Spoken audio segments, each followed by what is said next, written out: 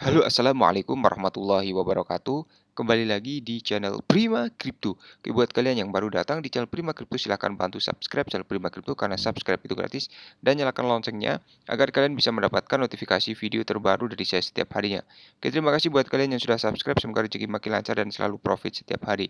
Buat kalian yang belum join di channel Telegram, silahkan join melalui link yang ada di deskripsi di bawah video ini, teman-teman. Jadi di kesempatan kali ini kita akan mencoba membahas Lunsi atau Terra Classic. Bagaimana kabar kalian, Lucy Army? Semoga dalam keadaan sehat dan cuan everyday ya. Hari ini untuk Lunsi sedikit mengalami penurunan, teman-teman, 10,21% data dari CoinMarketCap dan harga saat ini Rp2,22.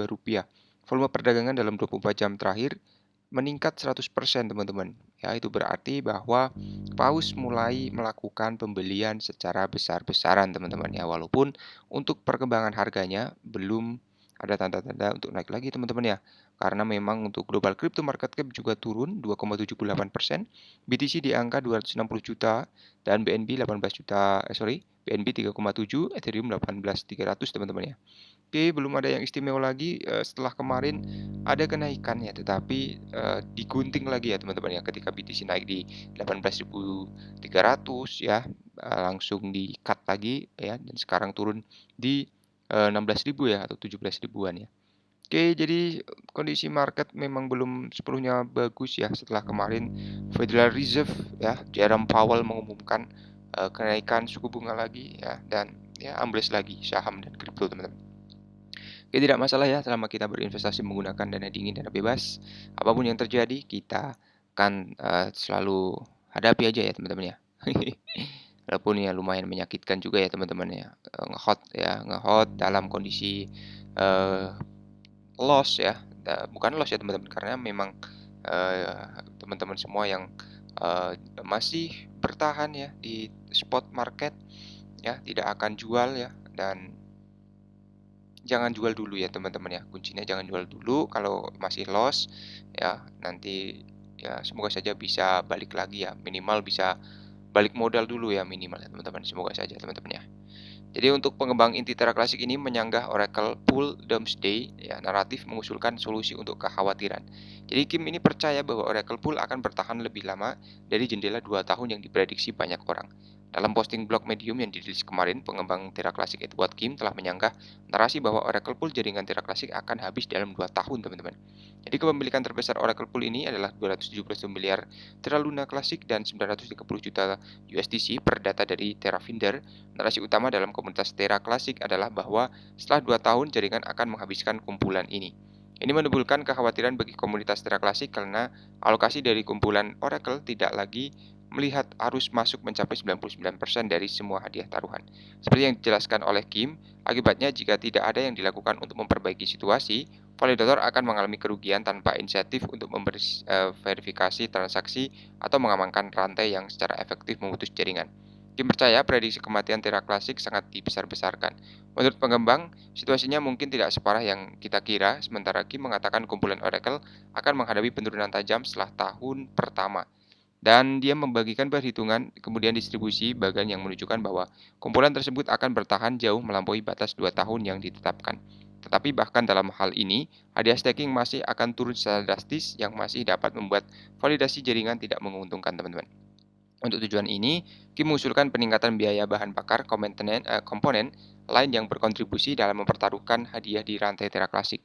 Kim mengungkapkan bahwa kenaikan biaya gas sebesar 6.000% di jaringan masih akan menyisakan biaya di bawah 1 sen, teman-teman. Pengembang berpendapat bahwa peningkatan biaya gas dikombinasikan dengan peningkatan volume on-chain sebesar 500% dapat mencegah bahaya dan profitabilitas validator berkelanjutan.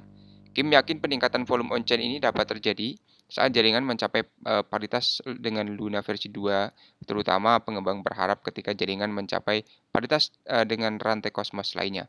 Jadi untuk komunitas pemula akan dapat menarik pengembang untuk membangun, dan untuk rantai menciptakan lebih banyak bagi jalan orang untuk memanfaatkan kepemilikan Lunsi mereka secara on-chain ya. Kemudian tanggapan masyarakat, ide-ide yang diuraikan oleh Kim telah menerima tanggapan yang sangat positif, namun perlu disebutkan bahwa beberapa orang kurang optimis. Jadi untuk Luna V-Shape ini menangani pemasaran dan strategi untuk proyek Luna Punk NFT yang menyatukan dukungan untuk gagasan tersebut. Mencatat bahwa masyarakat harus memberikan suara untuk menaikkan biaya bahan bakar. Jadi influencer komunitas Classy menggambarkan artikel itu sebagai luar biasa, menyebut Kim sebagai kambing yang terbesar sepanjang masa. Namun seperti yang disorot di atas, tidak semua orang bersemangat. Luns DAO CTO yang telah memposting utas hampir 2 minggu lalu tentang ancaman jaringan yang akan segera terjadi dengan kumpulan Oracle yang semakin menipis. Menyatakan pendapat bahwa rencana Kim mempertaruhkan semuanya untuk mencapai paritas dengan Luna versi 2 tidak ideal. Menurut OX Airs ini, Terraform Labs ini lebih efisien daripada gabungan semua grup pengembang Terra Classic dan akibatnya dia tidak melihat jaringan mengejar waktu ya, apalagi mengingat jaringan ini hanya akan terus maju. Dalam utasnya tentang ancaman yang dihadapi komunitas memperjuangkan gagasan pengembang yang berfokus pada menemukan dan membangun rantai milik protokol yang akan menarik adopsi massal, kemudian menghasilkan pendapatan bagi rantai untuk mendukung biaya validator.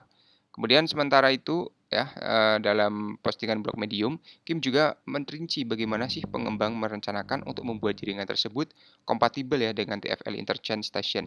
Ingatlah teman-teman bahwa pada tanggal 16 Desember, The Crypto Basic melaporkan bahwa jaringan Terra Classic kemungkinan akan kehilangan dukungan TFL Terra Station. Ini karena TFL bekerja untuk mentransisikan stasiun Terra Interchange yang akan mendukung semua rantai di ekosistem Cosmos. Namun seperti yang dijelaskan oleh TFL, Terra Classic harus melakukan beberapa peningkatan dan melakukan perubahan awalan alamat blockchain agar kompatibel. Meskipun TFL telah menemukan cara untuk menyediakan dukungan Terra Station untuk Terra Classic, dan rantai tersebut tetap tidak kompatibel ya dengan Interchain Station. Kim juga telah menangani masalah tersebut, mencantumkan 19 peningkatan yang harus dilakukan pengembang terlebih dahulu. Selain itu, memperhatikan resiko mengubah awalan alamat, Kim mengatakan bahwa pengembang dan TFL mengambil pendekatan aktif untuk menemukan solusi yang tidak memerlukan perubahan ini, teman-teman ya. Jadi inilah jumlah lunsi yang harus dibakar agar harga mencapai 0,01 dolar. Jadi validator independen menyatakan bahwa komunitas Terra Classic perlu menghabiskan 2 triliun lunsi untuk mencapai 0,01. Komunitas Terra Classic yang berfokus pada pengurangan pasokan lunsi melalui pembakaran untuk meningkatkan harga token. Dalam tweet baru-baru ini, Luns TTS, pegangan Twitter dari validator independen Luns Shan, mengungkapkan jumlah lunsi yang perlu dibakar komunitas untuk menaikkan harga token menjadi 0,01 dolar. Menurut Luns TTS ini, komunitas Terra Classic harus menghabiskan 2 triliun lunsi, mewakili 30% dari pasokan, untuk mencapai target harga 0,01 per token. Jadi berdasarkan analis Luns TTS ini, membakar 30% pasokan akan mengurangi total pasokan aset menjadi 4,8 triliun ya. Dan Lunch Community kita harus membakar 30% dari Lunsi untuk melihatnya pada 0,01 bersama-sama kita bisa. Tetapi kita semua harus bekerja untuk target yang sama, kita harus fokus pada pembakaran. Kemudian pemegang Lunsi ini memilih staking. Lunsi Tutsan selanjutnya meminta masyarakat untuk memberikan saran guna mempercepat kampanye pembakaran yang sedang berlangsung. Banyak peminat menyarankan bahwa mempertaruhkan Lunsi menjadi upaya terbaik komunitas untuk mengurangi pasokan yang beredar, namun Lunsi TTS ini mengatakan staking bukanlah solusi jangka panjang untuk mengurangi pasokan token ya.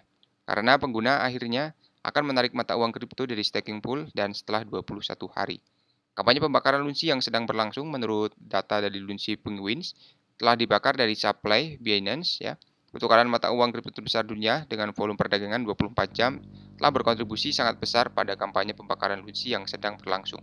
Pajak pembakaran lunsi inisiatif yang diterapkan untuk mengurangi pajak 1,2% dari semua transaksi on-chain juga telah membantu mengurangi pasokan lunsi ya. Data dari Lunsi Penguin menunjukkan bahwa pembakaran pajak bertanggung jawab atas pembakaran 11,12 miliar lunsi.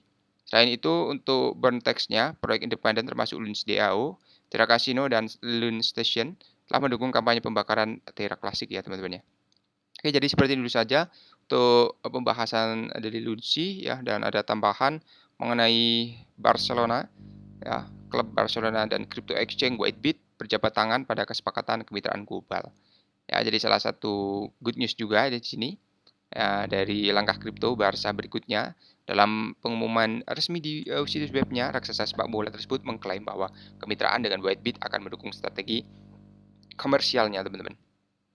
Kemudian konsolidasikan ekspansi internasional dengan tetap menjadi tolak ukur bagi baik di dalam maupun di luar lapangan.